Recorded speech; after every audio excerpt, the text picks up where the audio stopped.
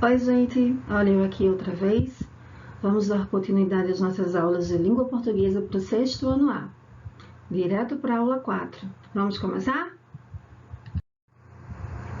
Bom, para essa aula será necessário o seguinte material: seu livro didático, livro de português, sua inseparável agenda escolar, caneta, lápis e borracha.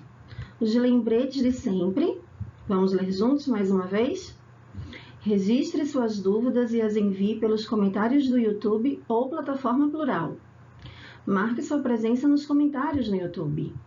Estude em local claro, arejado e organizado. Acesse a plataforma plural diariamente para acompanhar o conteúdo e atividades. Roteiro de aula. Pegue a sua agenda, anota a data de hoje e o nome da disciplina Língua Portuguesa e escreva o que vamos trabalhar juntos através dessa videoaula. Atividade no livro, da página 87 à página 90. Registre também na sua agenda, logo abaixo do roteiro de aula, a atividade que nós teremos para casa. A atividade no caderno, confira a plataforma. E aí, gente, eu já vou orientar vocês quanto a como realizar essa atividade, tá certo? Você vai acessar a plataforma plural e na aba Maestro você vai encontrar uma atividade de língua portuguesa para o sexto ano A. E aí você tem duas opções. Você pode transcrever as suas respostas para o seu caderno de português, ok? Uma atividade bem simples que envolve semântica, antônimos e sinônimos, antonímia e sinonímia, nada que você não consiga realizar com tranquilidade. Tá certo? Você vai lá no seu caderninho de português, com organização, respeitando as margens, escreve o cabeçalho e pode transcrever somente o número das questões e as respostas. Não precisa copiar a pergunta toda. Mas se na sua casa tiver uma impressora, você também pode imprimir o documento e pode responder direto nas fichas. Combinado? Para a próxima aula, nós fazermos a correção. Vamos começar? Abra seu livro de português na página 87. Bom, na página 87 do seu livro de português, lembrando que sempre aqui na lateral da tela, eu vou colocar a página para a gente não se perder, nem eu nem você, combinado?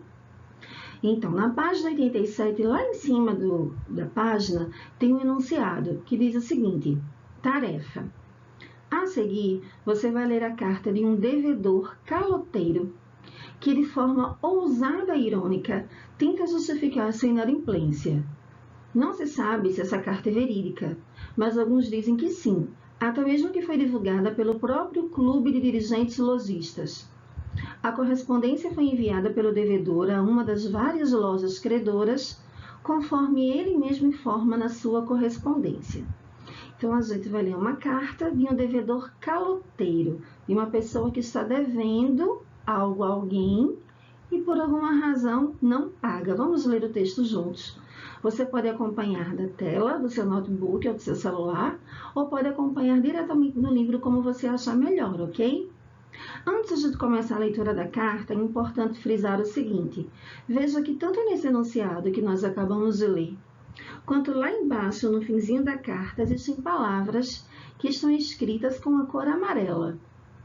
Então, essa diferença na cor das letras é para chamar a atenção que do lado direito, ao lado direito da página 87, tem algumas palavras também escritas em amarelo, que são as mesmas palavras do texto e do enunciado, que vem com o significado, tá certo, gente? O que é uma pessoa caloteira? O que é um caloteiro? Aquele que não paga contas ou dívidas. E o que é um credor? Está em amarelo ao lado da página 87. Pessoa ou instituição que emprestou dinheiro ou fez venda por crediário a alguém. Uma pessoa, uma loja, uma empresa, banco, que empresta dinheiro, né? Ou faz uma venda a alguém, nós chamamos de credor. Inadimplente. O que significa essa palavra? Tá bem aí, olha, pertinho do desenho do rapaz. Você tá vendo aqui na tela e no seu livro? que não liquida ou ainda não liquidou os encargos financeiros de um contrato. É uma pessoa que deve e não paga ou ainda não pagou. Simplesmente, ok? Vamos começar com o nosso texto. Você vai fazer a leitura silenciosa junto comigo, com calma, tranquilidade, bem devagar e prestando bastante atenção ao texto. São Paulo, 30 de julho de 2009. Prezados senhores, esta é a 8ª carta jurídica de cobrança que recebo de vossas senhorias. Sei que não estou em dia com meus pagamentos, mas acontece que eu estou devendo também em outras lojas e a outros credores diversos, sendo que todos esperam que eu lhes pague. Contudo, meus rendimentos mensais só permitem que eu pague 2 prestações no fim de cada mês, e as outras contas ficam para o mês seguinte. Não tem jeito, tem que ser assim, pois não tenho como pagar tudo. Estou ciente de que não sou injusto, daquele tipo que prefere pagar a este ou aquele credor em detrimento dos demais. Ocorre o seguinte: todo mês, quando recebo meu salário, escrevo o nome dos meus credores, todos eles, inclusive o desta empresa, em pequenos pedacinhos de papel que enrolo e coloco dentro de uma caixinha.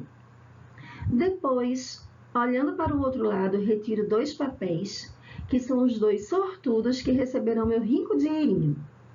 Os outros, paciência, ficam para o mês seguinte. Afirmo aos senhores com toda certeza, e sob minha palavra de honra de devedor honesto, que vossa empresa vem constando todos os meses na minha caixinha e no meu honesto sorteio. E se não paguei até agora nenhuma prestação, é porque os senhores estão com pouca sorte ou com muito azar. Finalmente, faço-lhes uma solicitação. Por gentileza, parem de me enviar cartas de cobrança.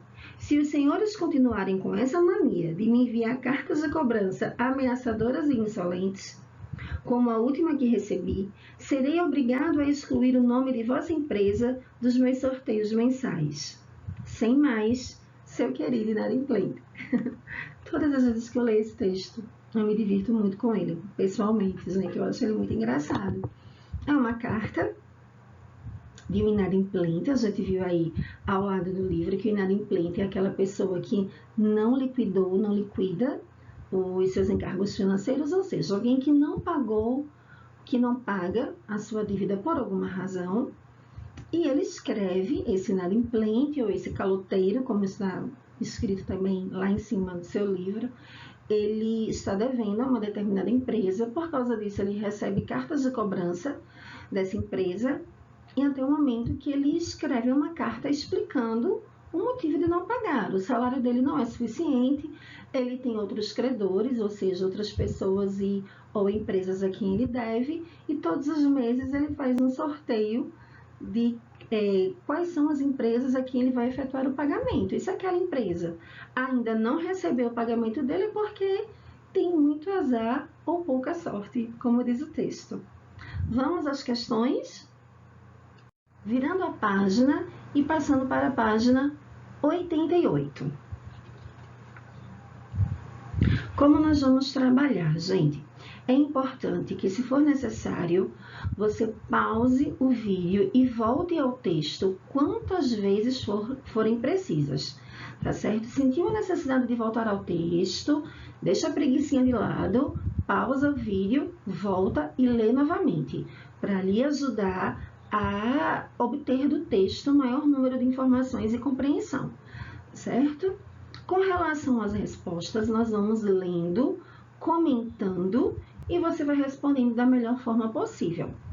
Se for preciso, para o vídeo e retorna quantas vezes forem necessárias para ter certeza do que você está respondendo. Não é só copiar por copiar.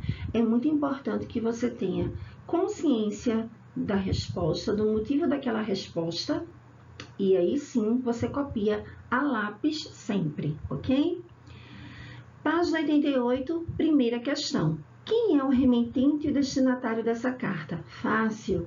Nós aprendemos o que é um remetente e um destinatário desde o início do ano, lá na primeira unidade. Então, o remetente é o devedor e o destinatário é a empresa credora.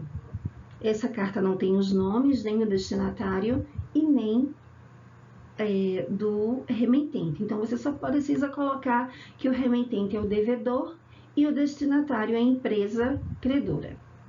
Segunda questão. Logo no primeiro parágrafo do corpo da carta, o remetente mostra insatisfação. Em que trecho podemos detectar esse sentimento?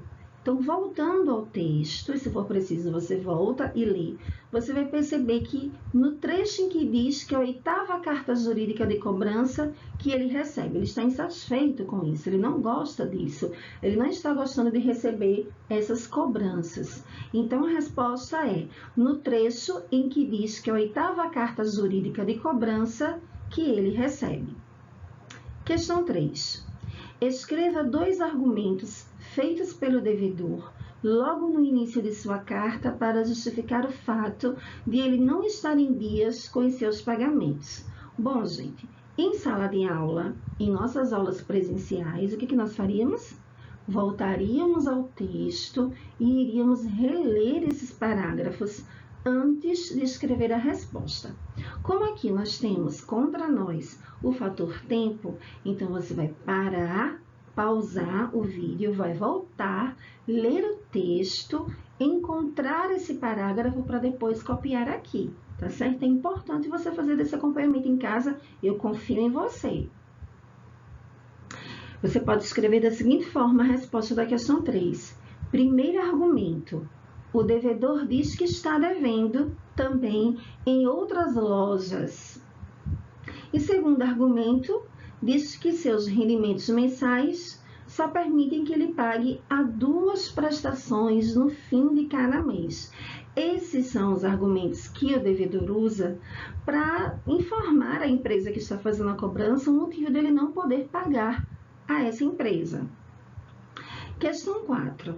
Leia o trecho a seguir. Vamos ler com atenção esse trecho da carta. Estou ciente de que não sou injusto, daquele tipo que prefere pagar a este ou aquele credor em detrimento dos demais. Pergunta da letra A. Quando o remetente diz daquele tipo, explique a que tipo de pessoa o devedor está se referindo exatamente. Então, ele está se referindo a pessoas que são devedoras desonestas, ou seja, as pessoas que têm dinheiro, mas não pagam porque não querem, porque preferem gastar com outras coisas, não é? Ele está se referindo a pessoas que não pagam por pura irresponsabilidade. Ele está dizendo que não é esse tipo de pessoa, que ele é um devedor, na verdade, honesto, que ele não paga porque ele não tem dinheiro suficiente, ele só pode pagar a 2 credores por mês. Então, como ele não sabe a quem ele deve pagar, já que ele só pode pagar 2 e ele deve a outros credores, então ele faz um sorteio e escolhe somente 2 credores. Como você pode organizar essa resposta? Da letra A da 4ª questão. Ele se refere às pessoas que são devedoras desonestas, ou seja, que têm dinheiro, mas preferem gastar com outras coisas. Letra B, da questão 4, página 88 ainda. Segundo o devedor, as pessoas que preferem pagar uma empresa em detrimento de outra são injustas. Você partilha dessa mesma opinião? Por quê? Bem, essa é mais uma daquelas respostas pessoais e você vai pensar, vai analisar, vai responder de acordo com a sua opinião, de acordo com o que você acha. E na volta às aulas presenciais, nós conversamos sobre essa questão e vemos qual foi a sua resposta juntos, ok? Então, ele quer saber o seguinte, na sua opinião, o que é que você acha? Que o devedor da carta em questão, ele está correto? Segundo ele, as pessoas que preferem pagar uma empresa em detrimento da outra são injustas. As pessoas que preferem pagar uma empresa, mas deixar de pagar a outra, não estão sendo justas. Você concorda com isso? Sim ou não? Se concorda, por quê? Se não concorda, por quê? Responde aí, que na volta às nossas aulas a gente vai ler a sua resposta. Questão 5. E agora, Nós vamos mudar aqui para a página seguinte. E vamos continuar com a questão 5, continuando vocês aí na página 88. Explique detalhadamente de que modo o devedor escolhe as empresas que serão favorecidas com seu pagamento. Como nós vimos no texto, o salário mensal dele não é o suficiente para que ele efetue o pagamento de todas as empresas credoras. Então, ele só pode fazer o pagamento de 2 empresas por mês. Mas se ele deve a muitas empresas, a mais de 2, como é que ele faz para escolher como pagar? Isso mesmo, ele sorteia, mas a pergunta pede para que a gente escreva detalhadamente essa resposta. Então, como é que nós podemos escrever com tantos detalhes? Todo mês, quando ele recebe seu salário, escreve o nome dos credores em pequenos pedacinhos de papel e os coloca em uma caixinha. Depois, olhando para o outro lado, retira 2 papéis, que são os 2 sortudos que receberão o seu pagamento. É dessa forma que ele faz. Ele coloca os 2 papeizinhos com os nomes das 2 empresas a quem ele deve no papel, olha para o outro lado, escolhe 2, que são os sortudos que vão receber o pagamento daquele mês. Página 89, questão 6. Leia a frase a seguir. Depois, olhando para o outro lado, retiro 2 papéis, que são os 2 sortudos que irão receber o meu rico dinheirinho. Observe que algumas palavras aí estão em destaque. Sortudos e meu rico dinheirinho. Por que a palavra sortudos aparece entre aspas?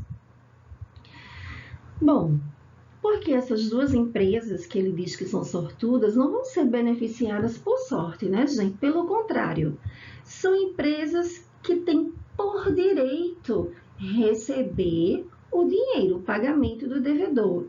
Então, não se trata de sorte, né? Como o devedor afirma. Elas não são sortudas, elas, na verdade, estão prejudicadas pela falta de pagamento do cliente. Quando ele paga as empresas que ele sorteou, na verdade, ele não está fazendo mais do que a obrigação dele. Quando alguém deve algo a alguém ou algum lugar, o mínimo que essa pessoa pode fazer é efetuar o pagamento em dias. Então, elas não são sortudas, não é verdade? Como você pode construir a resposta? Você pode colocar da seguinte forma: porque as empresas que receberão o dinheiro não serão beneficiadas por sorte. Pelo contrário, são empresas que têm o direito de receber o pagamento do devedor, ok? Continuando na página 89, questão 7. Desculpa, gente, me perdi um pouquinho. Continuando na página 89, questão 6, e agora a letra B, perdão. Explique o que o devedor quis dizer com meu rico dinheirinho. Bom, ele quis dizer que seu dinheiro é muito valioso, o dinheiro que foi difícil de ganhar. É isso mesmo, ele quis dizer que o seu dinheiro é precioso e foi difícil de ganhar. Agora sim, questão 89, página 89, questão 7. Leia este trecho.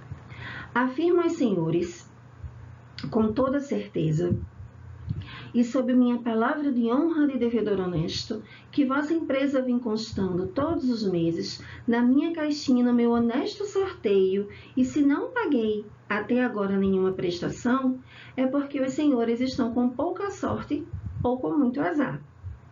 Nesse trecho, percebemos claramente que o devedor se exime de toda a culpa pela falta de pagamento e joga toda a responsabilidade na falta de sorte ou no azar das empresas que não foram sorteadas. Letra A. O remitente, embora seja um devedor, sente-se no direito de ficar aborrecido. O que você acha dessa postura? Ele realmente está com a razão? Comente. Então, já sabemos que o remitente, a pessoa que escreve a carta, é o devedor. Ele deve, não é verdade? E ele fica aborrecido. Ele deve. Ele não paga em dias e ele também se sente aborrecido, né? E a pergunta é a seguinte: O que você acha dessa postura? Ele realmente está com a razão? Comente. Então, volte ao texto, leia, releia, analise e avalie esse caloteiro, como diz lá em cima o enunciado, esse inadimplente, esse cliente que não paga. E o que vai ser avaliado aqui, gente, não é porque ele não paga, não é o fato dele não pagar, não são os motivos pelos quais ele não paga, não é o fato de o salário dele não dar para pagar, é o posicionamento dele, a atitude dele. Olha, a culpa não é minha de eu não pagar. A culpa é da sorte ou do azar da empresa em questão não estar na minha caixinha na hora que eu faço sorteio. E se aborrece com a empresa, porque a empresa cobra. O que é que você acha? Essa postura dele é certa? É errada? Por quê? Lembre-se que a gente já conversou que às vezes uma pergunta é mais uma pergunta, tá bom? Resposta pessoal para a gente corrigir e avaliar quando voltarmos às aulas presenciais. Questão 7 agora, letra B. Para os credores, ler o argumento do devedor sobre a falta de sorte das empresas no sorteio realizado é um argumento consistente? Por quê? O que você acha que os credores, as pessoas, as empresas, para quem esse inadimplente estava devendo, o que você acha que eles perceberam, que eles sentiram ao ler essa carta? Você acha que foi um argumento consistente, um argumento convincente, um argumento bom? Ele conseguiu convencer esses credores da situação e que realmente era uma questão de sorte e azar? O que você acha disso? Claro que não, né, gente? Não é um argumento consistente, porque a prioridade dos credores é receber o dinheiro, independente dos motivos, né? E não entender o contexto da vida do devedor. Se alguém deve a um banco, por exemplo, o interesse do banco é receber o dinheiro, independente do que está acontecendo com a vida pessoal de quem deve. Na verdade, isso. Além disso, esse argumento ele não sustenta nenhuma justificativa, pois ele não tem vínculo pessoal com a empresa.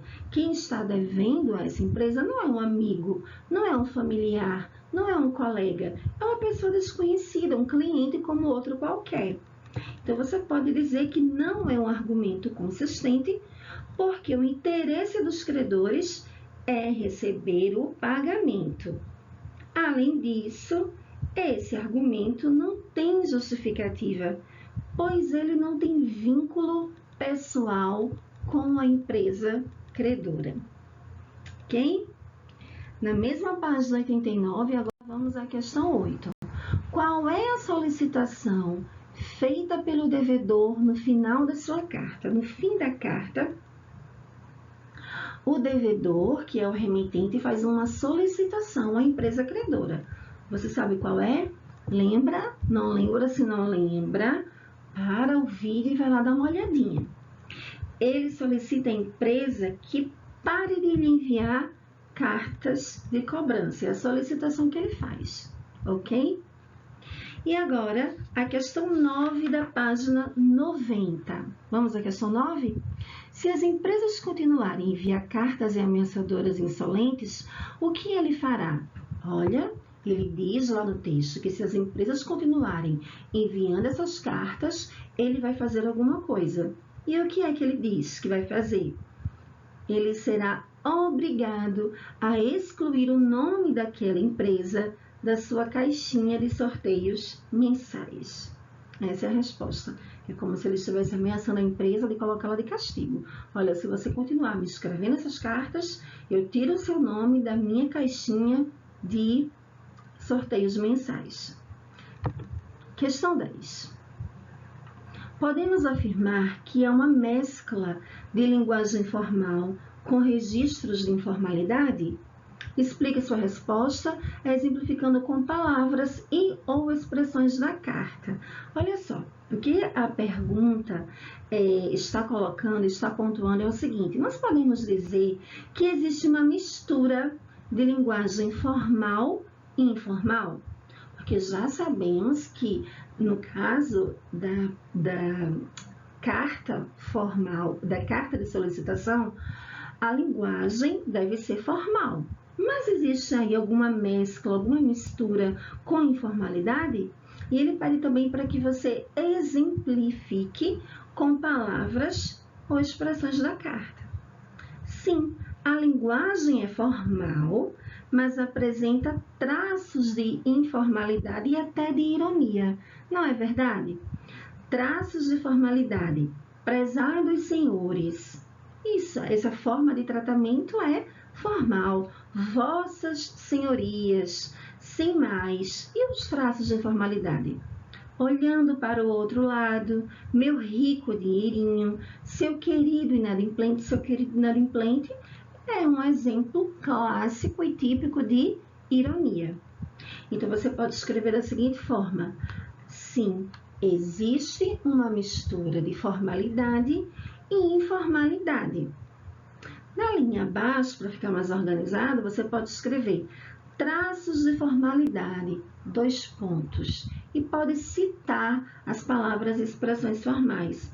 Prezados senhores, vossas senhorias, sem mais. E na última linha, também para ficar mais organizado, você pode escrever traços de informalidade, 2 pontos. Olhando para o outro lado, meu rico dinheirinho, seu querido inadimplente. Tudo bem? Vamos à questão 11. Em sua opinião, essa carta é engraçada? Por quê? Olha, gente, no início da aula eu disse que todas as vezes que eu leio esse texto eu me divirto, e é verdade. Eu já conheço esse texto há muito tempo e todas as vezes que eu encontro com esse texto eu rio, eu me divirto. Mas essa não tem que ser exatamente a sua opinião também. Você pode achar engraçado, você pode ter visto graça nenhuma. Me diz o que foi que você achou. Escreva aí se você achou a carta engraçada, se não achou, se achou mais ou menos, se achou uma carta sem graça nenhuma, e me diga por quê. Quando voltarmos às aulas presenciais, a gente vai comentar sobre isso, ok? Agora, gente, ainda na página 90, vamos à questão de número 12. Com base nos trechos a seguir, responda as questões sobre sinônimos e antônimos. Olha aí, revisando sinônimos e antônimos. Vamos ler os trechos primeiro juntos? Estou ciente de que não sou injusto. Afirmo aos senhores com toda certeza e sob minha palavra de honra de devedor honesto. É porque os senhores estão com pouca sorte ou com muito azar. Seu querido inadimplente. Letra A. Copie uma palavra que apresenta prefixo indicador de negação. Dá uma olhadinha lá. Você pode copiar a palavra injusto, que tem o prefixo IN, e pode copiar também a palavra inadimplente, que também tem o prefixo IN. IN são prefixos indicadores de negação. Letra B. Escreva o antônimo das palavras certeza e honesto, acrescentando-lhes prefixos que indicam negação. Quais são as palavras antônimas às palavras certeza e honesto e que a gente pode acrescentar prefixos de negação? Muito bem, incerteza e desonesto. Copia aí. Letra C. Copie um par de palavras que indicam relação de antonímia. Palavras que são antônimas entre si. Sorte e azar. Muito bem. Se tirarmos, letra D, se tirarmos o prefixo in da palavra inadimplente, qual significado ela passará a ter? Se a gente tirar da palavra inadimplente o prefixo in, ela vai passar a se tornar a palavra o que, gente? Adimplente. E aí, o que significa isso? Que cumpre as obrigações financeiras. E, por fim, a letra E. Podemos afirmar que honra e honesto são palavras sinônimas? Justifique a sua resposta. Sim. pois são palavras que têm significados muito próximos. São palavras que têm significados muito próximos, ok? Bom, gente, mais uma vez eu coloquei aqui um slide ao final da nossa aula, pedindo a sua atenção para que você não esqueça de realizar a atividade para casa em seu caderno. Verifique a plataforma plural. Não estou dessa vez enviando uma atividade no livro, tá bom? Eu estou enviando na sua plataforma plural para você entrar com o seu login e senha, uma atividade em fichas, tá bom? Você vai transcrever os números das questões e as respostas de forma bem organizada para o seu caderno de português. Não esqueça de colocar a data e de respeitar as margens e de colocar o cabeçalho. Mas, se você preferir, você pode imprimir, caso você tenha uma impressora na sua casa. Não esqueça também de colocar lá no cabeçalho que já tem nas folhas, nas fichas, o seu nome, ok? Para que a gente possa fazer essa correção nas próximas aulas. Espero que tenham gostado, foi um prazer enorme estar com vocês.